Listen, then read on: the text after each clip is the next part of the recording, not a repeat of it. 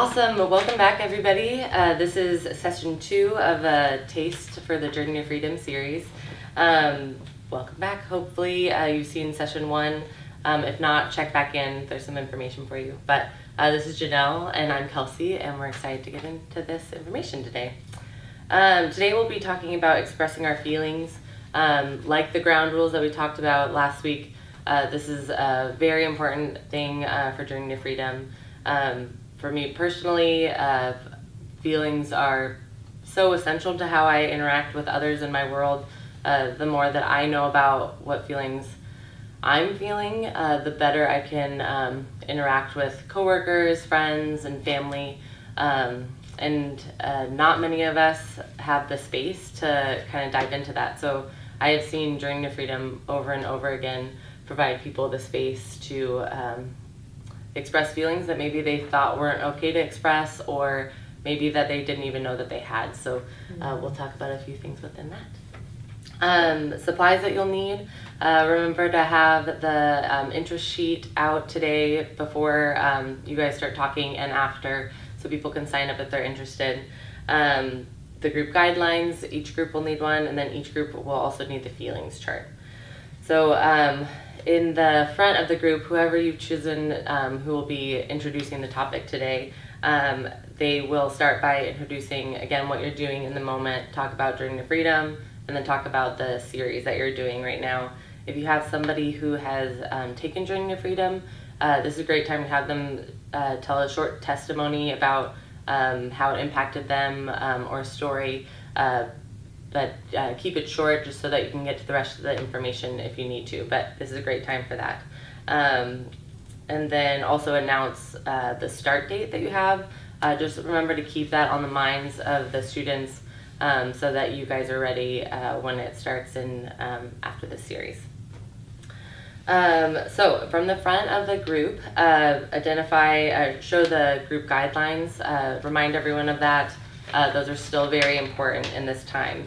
You'll introduce a new tool that we use in Journey to Freedom, that is stating your name before you share, and then after you share, everyone in the group says thank you for sharing. So we'll talk about that a bit more, but that's an important tool that we use whenever we're sharing in the group. So whether it's the feelings chart, which we'll talk about, or if there's something in the text that somebody has read or a story they've shared, I would still start by, if I'm entering into the conversation, I would say my name, and then when I'm done, everyone would say thank you.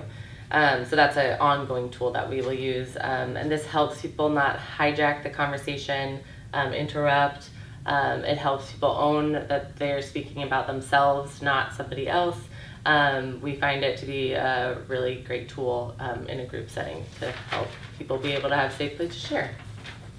Yeah, I think for me that tool is sometimes awkward initially, but it has really given people the ability to actually finish what they want to say. Because so much in society we listen halfway, and then we're thinking about everything else that we want to say to what that person said, and we just start talking. And it really gives people a chance to finish. And so then to be thanked and affirmed that someone heard me is really powerful, even though it feels a little awkward at first. People start to really appreciate that tool of managing basically how sharing is done. So Absolutely. Yeah. Cool. Agreed. So as I kind of stated in my talk at the story in the beginning, emotions are essential for identifying expression, and expressing our emotions are essential to us. It's the core of being able to relate in this world and with others. So so important. And having a safe place to do that, again, is amazing. So one of the tools that we use to help our group members do this and ourselves is the feelings chart. So from the front, you'll show the feelings chart, but every group, when you guys split up, should have one. As you can see, when you're expressing and when you're explaining the feelings chart from the front, make sure to say that you're going to have to explain that with feelings there can be no judgment. There are no bad or good feelings. you have a feeling for a reason. It's more about what you do with that feeling and how you're able to express it. So if you look at the feelings chart, you'll see in the center there's the feelings, and you can read down those in front of the group. And then there's benefits and impairments to the feelings. So you'll read through the benefits and then the impairments. So impairments would be if we kind of went to the unhealthy side of an emotion. A benefit would be if we use that emotion for a healthier decision or path. So one thing as well to point out, sometimes people say, why is there only one good emotion on this, being gladness? We certainly know that that's not true, that all of these emotions are good. Well, they're not good or bad, they're just a feeling, an emotion. So you don't have to say that from the front, but just so that you know personally, in case somebody asks that, but they're feelings and we want to be able to express them. From the front, you can also, as you can see in your notes, you can give an example of a car dashboard. So when we're driving a car, the dashboard has oil light, check engine, you need fuel, all the different kinds of things that the car needs, and that's what our emotions are. Our emotions are able to show us, like if I'm feeling sadness, I'm able to look into that's a warning sign for me on, what is going on in my life. Is there something that I'm not identifying yet? So emotions help us do that. So you can use that as an example. And then in the small group time, you're going to explain how to use the feelings chart. So up front, again, you're going to express to the group how to use this. So you'll tell them that when they split up into groups, they'll get in a circle. And then after just briefly saying hello, which we'll talk about later, they'll go into the feelings chart. So as we talked about the tool with saying our name, we'll be using it in this. And please, from the front, make sure to model this with another person like Janelle and I are going to do. Yeah, we're going to do that. So. So would you like to start, Janelle? Sure. So the first time we share in our group, we just ask people to identify what they're feeling, not why or any reasons or justifications. So I'll start by saying my name is Janelle. Hi, Janelle. And then the group would do that, hi Janelle, and acknowledge me. So that means I have the floor. So I'm feeling a little bit of fear, just, say that, and a lot of gladness today. Awesome. Thank you, Janelle. And then people would think, and then we'd pass it on. And then it would go on to the next person. They'd do the same thing. Hi, I'm Kelsey. Thank you. Or, hello, Kelsey. And then I would just name the feeling. At the end, they'd all say, Thank you, thank Kelsey. you. Yep, and it'd keep going around. This provides space that we rarely have, to just be able to share a feeling without having to explain it.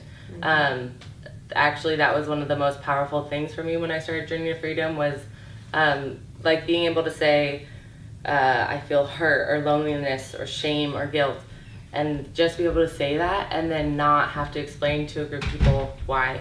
So make sure that people have the space to just share that, and do say that from the front, that the first time they just go around and they say the feelings or feeling that they're feeling, and then that's it. They don't explain it. As a facilitator note later, if somebody does start explaining into it, you can just kindly say, well, you'll have time to do that later. So just make sure to protect that space. And then go on to the next person. And then once everyone who's want to has gotten a chance to share, then you'll explain, again, this is from the front, they're not broken up. The next time around, people have the opportunity to share why they're feeling that way. So then the facilitator would just say, does anybody want to share more about why they're feeling the way they're feeling? And if somebody would like to, again, they would say their name. So then I would say, my name is Janelle, and she would say, Hi, Janelle. and I would say, I said that I was feeling some fear, and gladness. And today I would say, I'm afraid because I'm on camera, right? And then she would say, thanks, Janelle, and we pass it on. And you have to remember that people don't have to do any of these exercises. They can pass on the feelings, they can pass on why they're feeling a certain way. So that's how that goes. Absolutely. And then also from the front, when you're explaining this, make sure that you say that if, let's say I had said hurt, shame, guilt, that when we go around the next time and have time to share, I don't need to tell them why I've said all those feelings. I can just explain one, I can explain none, I can explain them all, whatever. They do not need to share about every feeling. So that is the feelings chart. Another, just a note, another great tool that you can use is like a conversation ball or like a chapstick or something. Any object, actually. Yeah, don't use a phone because that can get distracting, but a pen or whatever. So that also, you would, again, if somebody would like to share, they'd pass it to the person. The person would still start by saying, Hi, my name is Janelle. absolutely. And then, but then when they pass it to someone else, then that person's able to share. So don't use something super distracting or, that'll get in the way, but you can use that tool if you would like to. Another note about this, as a facilitator, you have a right to ask for the tool at any time that you want, but it does help people realize and communicate that they're done sharing, which is probably the most powerful thing about this. Because if I pass this way, then we all thank Janelle for sharing. That's how it doesn't get hijacked and interrupted, so it's good. Yeah, so from the front you can explain that maybe that'll be something you'll be doing in your group, but also that it might not be. So you can explain that. And then just like we did last week, they'll announce from the front, okay, time to break up into small groups. Again, remember, at least one facilitator, staff, or volunteer who's seen this video and gone through this will be in the group with however many kids, ideally around 6 to 8, but you can decide. And then you will release them to do small group time. Yeah, so in the small group time, it's pretty straightforward. You just saw what we're gonna do. Basically, you have to go through the guidelines briefly, have everyone introduce themselves, at least by name, whatever time allows. And then basically just proceed in what we just did, where you say, okay, you saw from the front we were gonna do this feelings check-in, and so let's just start. And remember, you don't have to share and all that kind of stuff, but we'd love for you to encourage you to do so.